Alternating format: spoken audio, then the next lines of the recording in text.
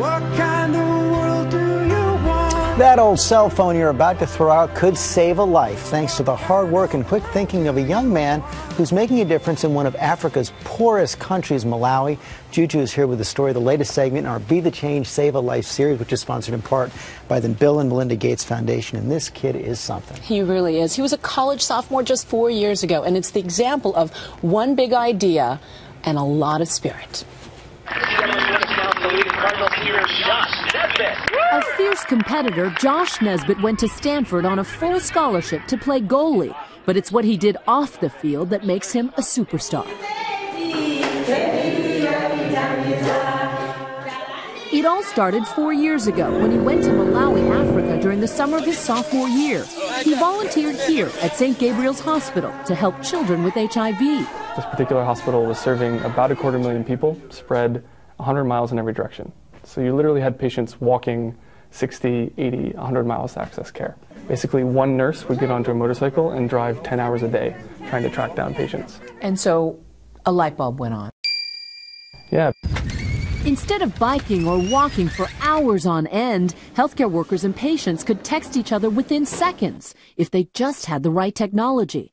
Back at Stanford, surrounded by high-tech engineers, Josh found a software guru who could make it happen. The guy living out of a van on the edge of campus who was hacking away and creating this open-source software platform called Frontline SMS. And took a copy of that software, a laptop, 100 recycled mobile phones, and a plane ticket. Back in Malawi, Josh set up an ad hoc network. Soon, the health workers were texting 100 miles in each direction. So someone out in the middle of rural Malawi will break their leg, or have an adverse reaction to their drugs. And the community health worker who now has a phone will text in to the local health facility, which might be 60 miles away. So you were like a global 911. Absolutely.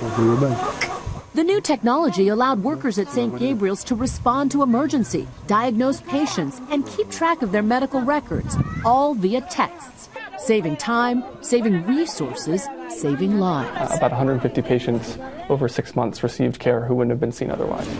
The tuberculosis officer came up to me and he said, "Josh, we've doubled the number of patients we're treating for tuberculosis now, after 6 months." And at that point, you're really at the point of no return. The problem was there weren't enough phones to meet the demand. Then, another light bulb. I was hit with this statistic that we are discarding 500,000 cell phones every single day.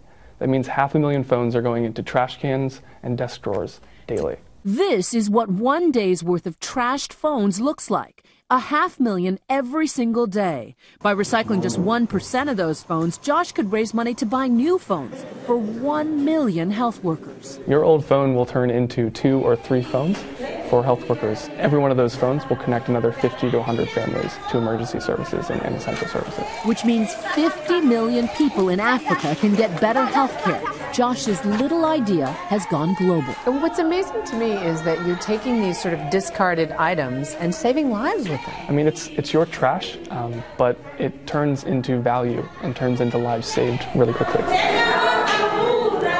And Josh's Mobile Medic has moved well beyond Malawi. They've gone to 10 different countries, George, helping 3.5 million people. And it's just the power of one man and one idea. But this is how you can help. You can scour your drawers. You can go to the playroom where the kids play with the old cell phones and turn it in, and it can help save lives. And you can do it through Hope Phones. So simple. We have a lot more information on this at abcnews.com and saveone.net.